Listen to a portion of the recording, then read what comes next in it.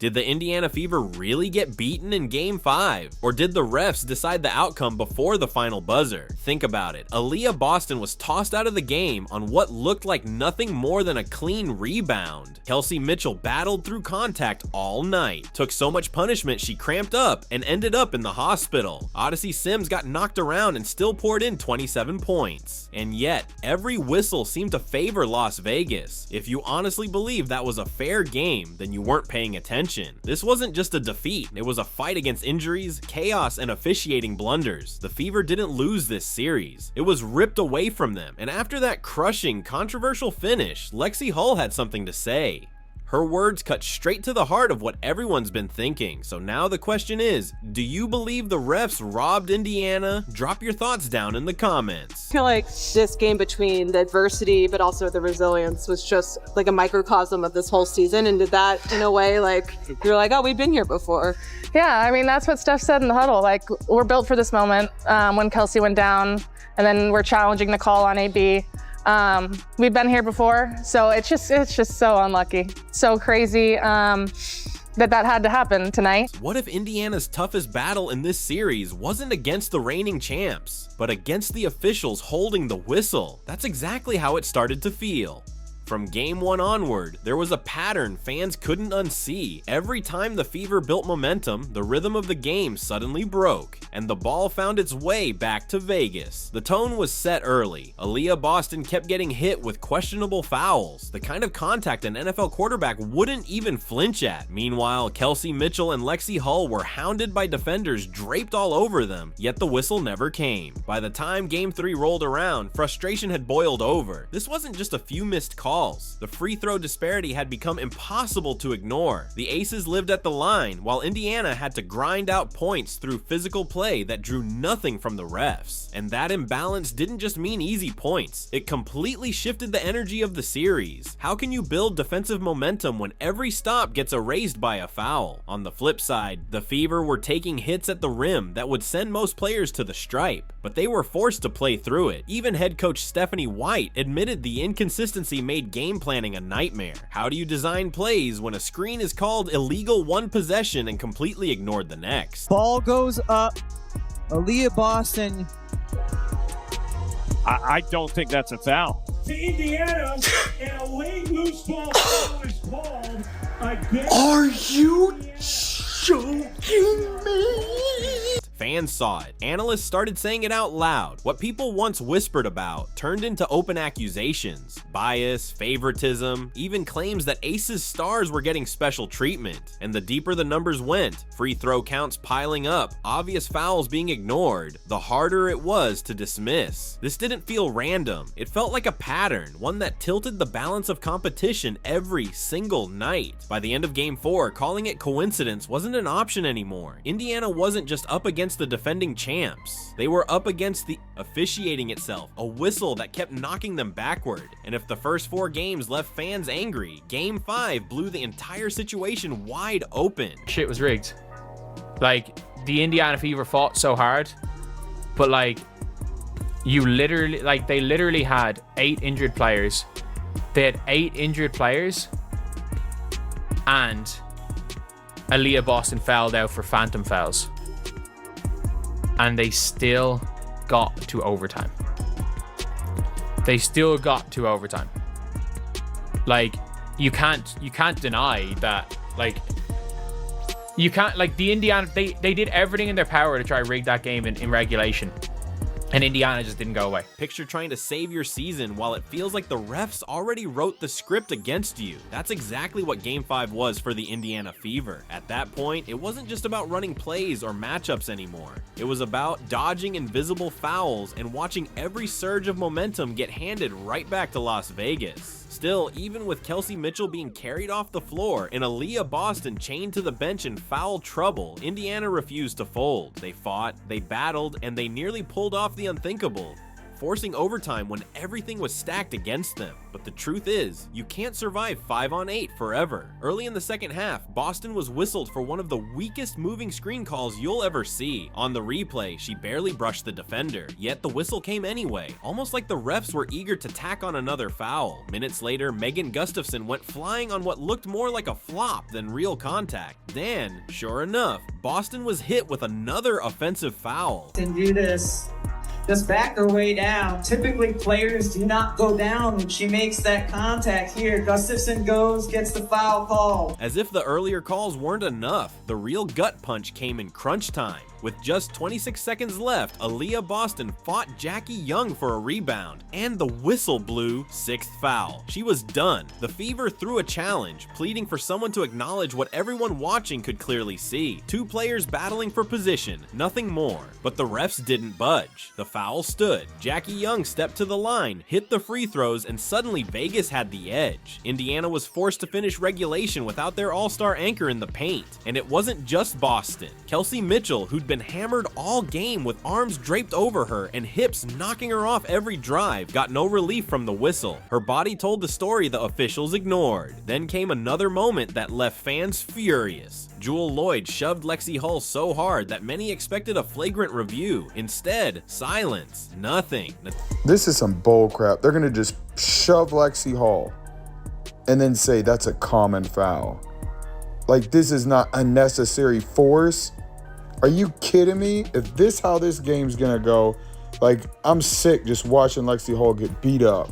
Tasha Howard took a swipe straight across the face. Nothing. No whistle. Odyssey Sims absorbed hits possession after possession, and in overtime she got clipped on a drive, only for the refs to act like she was the one creating the contact. The stat sheet backed it all up. Indiana was slapped with 25 fouls, while Las Vegas spent the night camped out at the free throw line. 3 things I didn't like. Look at that. Smacked her arm and her entire body. Honestly, could have been a flagrant foul. Dang. And then, why do they hit Howard in the face, but they don't review these and give him technicals like they do on the Fever? And then we all saw that one. They called that a basketball play. Bullcrap. Aja Wilson alone stepped to the line 10 times. Meanwhile, Aaliyah Boston, battling under the rim on nearly every possession, was awarded just 2. You don't need analytics to recognize the imbalance there. And still, the Fever refused to bow out. Shorthanded, buried in foul calls, and stripped of their anchor in the paint, they kept swinging. Odyssey Sims lit the spark, dropping 27 points and dragging Indiana back into a tie that forced overtime. That comeback wasn't handed to them by whistles. It was earned through grit. It wasn't just resilience on display, it was pure defiance. And that defiance spoke louder than the final score ever could. What truly sets this Fever squad apart isn't simply how they weathered biased officiating. It's the fire, the fight, and the pride that every single player poured into that run. Fire. She's our battery. She's moving great, and she will drive us, and that's been true so far. Thank you, Hal. Sims, pull-up jumper, she got it. Take Odyssey Sims, a player who wasn't even on Indiana's radar for most of the season. Brought in late on a hardship deal, and then suddenly she became the spark that kept the Fever alive. In Game 5, she exploded for 27 points, dished out 6 assists, and hit half of her shots from the floor. When the offense stalled, she was the one breaking it open, blowing past defenders, finishing through contact, never getting the whistle, but still delivering. Her driving layup in the final moments of regulation tied the game and lit up the building with the belief that maybe, just maybe, the outcome wouldn't be left to officiating. Sims wasn't simply putting up numbers. She embodied the toughness, the fight, and the fearlessness that defined Indiana at their breaking point. Physicality to finish over smaller defenders. Howard turns the corner, whips a pass. Hull gives it up. Sims connects on a 3. Odyssey Sims now with 12 points. Kelsey Mitchell showed exactly why she's seen as one of the league's most explosive guards. Until her body gave out midway through the third, she was practically unguardable. She dropped 15 points, went a perfect 3 for 3 from beyond the arc, and left Vegas scrambling for answers. Coming into the semifinals, she was Indiana's offensive engine, and even as defenders threw constant contact at her on every cut and drive, Mitchell never flinched, never backed down. Can't hit the mid-range. Mitchell pursues the board. Another chance for Indiana. That's been a theme in the early going. Mitchell a 3 is good. More second chance. Mitchell an open look. She got it from 3. And then back in a zone, that twofold. Mitchell connects on a 3. And Kelsey. And then there was Alia Boston, once again anchoring the front court in ways a stat sheet can never capture. Even with her minutes limited by constant foul trouble, she still found ways to score, battle for rebounds, and demand touches inside. Possession after possession, she fought through relentless pressure, carving out space and refusing to be pushed off her spot. Lob it in, Boston. So effective in game 4. Trying to work Wilson on the follow. It's 3. Around and off. Howard trying to tip it. Able to scrape it away. Another extra possession for Indiana. Mitchell had space, didn't take. Boston lays it in. Even with limited time, Aaliyah Boston left her mark, scoring inside, holding down the paint on defense, and setting the tone physically. But it all ended with that crushing 6th foul in the final minutes. One whistle erased everything. She had been dominating, outworking everyone on the floor, only to have her chance ripped away by a call that never should have been made.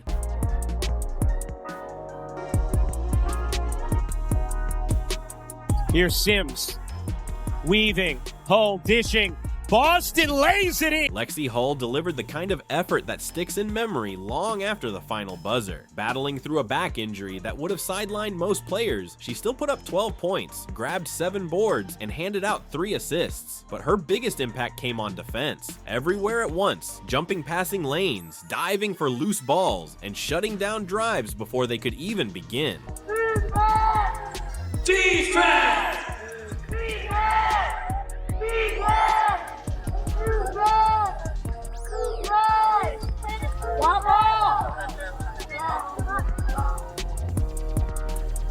But Lexie Hull's impact went far beyond the box score. After the final buzzer, she became one of the loudest voices calling for accountability across the league. The way she fought through injury on the court, then spoke out afterward, showed exactly why Indiana fans are ready to rally behind her for years to come. She wasn't just gutting it out through pain, but she was making a statement of loyalty to her team and to the game itself. So the real question is, what did Lexie Hull actually say about that heartbreaking loss? I think that's something we can take away from this season. Obviously, ending on the loss is hard and not what you want, but I do think that we can be proud of the effort we put out there, especially in the 4th quarter, you know, losing Aaliyah, losing Kelsey. I don't even know if that was the 3rd or 4th quarter.